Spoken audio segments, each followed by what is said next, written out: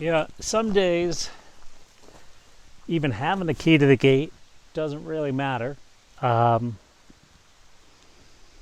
I imagine this is Forest Service. I don't think anyone else could get away with it.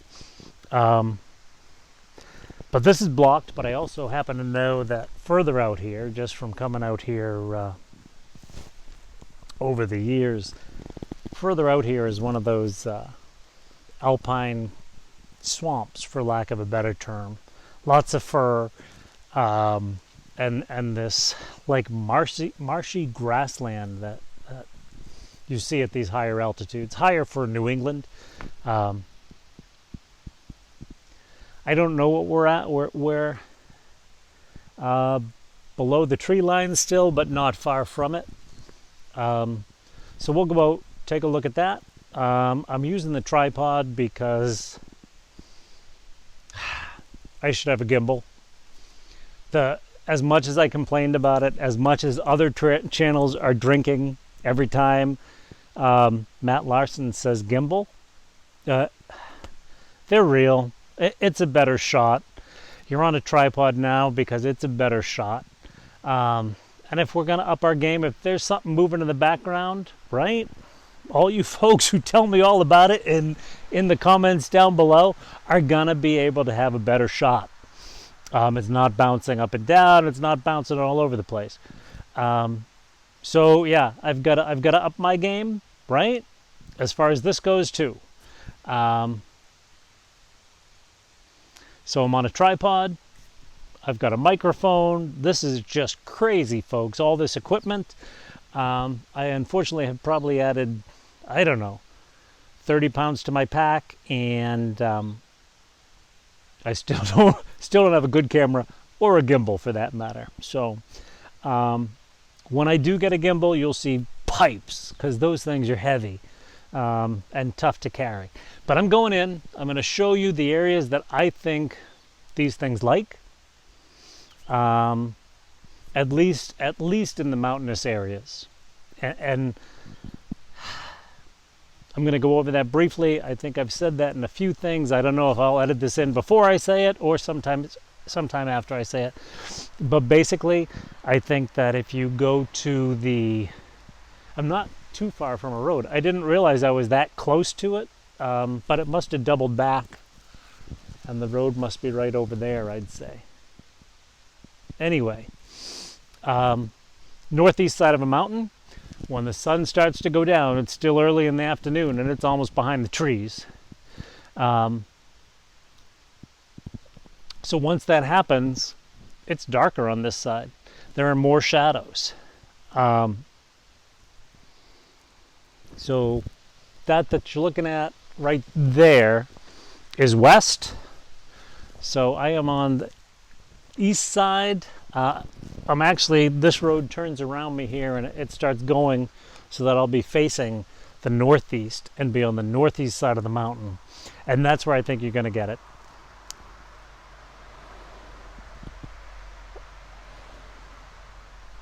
That's just crazy how close that is, because I had to, actually no it's not, because I just saw the top of the car that just went by right down over there. Anyway, northeast side of the mountain. Things that I think we need to look for are moss and fern, and I like the granite rocks. There's a lot of granite around here with veins of quartz in it, and I think those are key elements. The funny thing is, if you look at the footage of like Matt Larson and that group, Tim T, Bigfoot Dave, Joey Bruce, all those guys, when we were in the green swamp of Florida, other than the quartz, which we brought with us, those things were all around. The moss, but just not the rock. That was the only difference, really. Very green. And I say it all the time, and I don't know how many times I've said it to you, the green. Right? Now in art school we learn this. Matt Larson talks about his yellow lens glasses, and that's key. And I actually have the wrong glasses on me right now. I have a polarized lens they're bluish green, but On the dash of the truck, I have my driving glasses, which have a yellowish filter, and my prescription in them. And that just gives you, it jumps up what you're looking at, that greenish in the background. That's not what I'm talking about. That's just a similarity. Another person who went to art school and knows these things talking about it. But from a painter's perspective, we take courses on color and on light and the color of light, and therefore the color of shadows and things like that. And in doing that, when you are, like right now, I am under a green canopy. And that's what Matt Larson is talking about, right? This green color, when you're in the woods and you put those yellow glasses on,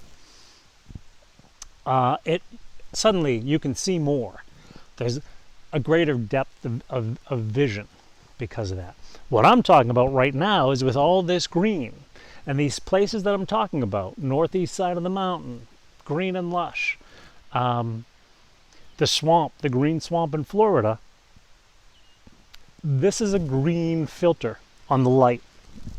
We get a lot of reports of red Bigfoot.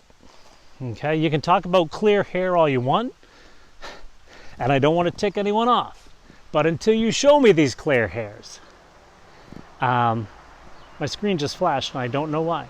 Until you show me these clear hairs,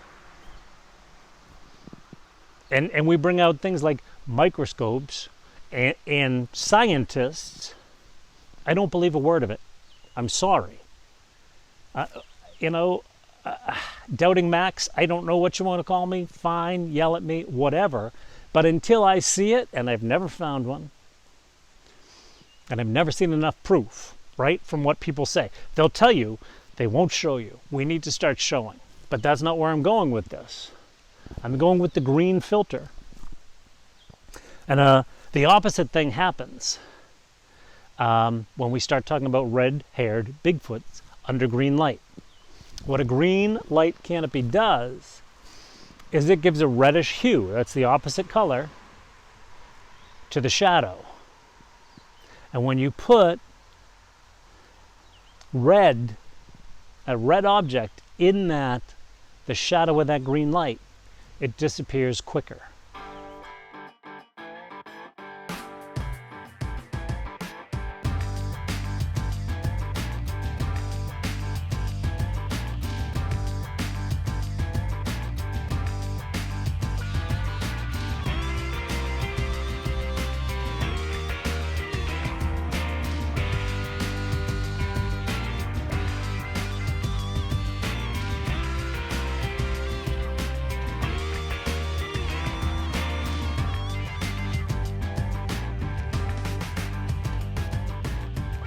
So I think we'll have a much easier time proving scientifically. I can't believe all the cars here. We'll have a much easier time proving scientifically that these things have red hair, and that's oftentimes have red hair. Yes, there are reports of other color, but that may be why they disappear so easily. Don't take my word for it. Please don't take my word for it. Don't take anyone's word for it. Research it. And my big argument to the clear hair theory is polar bears have clear hairs. They have clear hairs in their top coat and in their undercoat. When we take a polar bear off an iceberg and we stick him in the woods, do you know what? I don't care how many clear hairs you can count. The polar bear is still white. We need to go with science on these things, right? No one's listening to the BS, the other thing.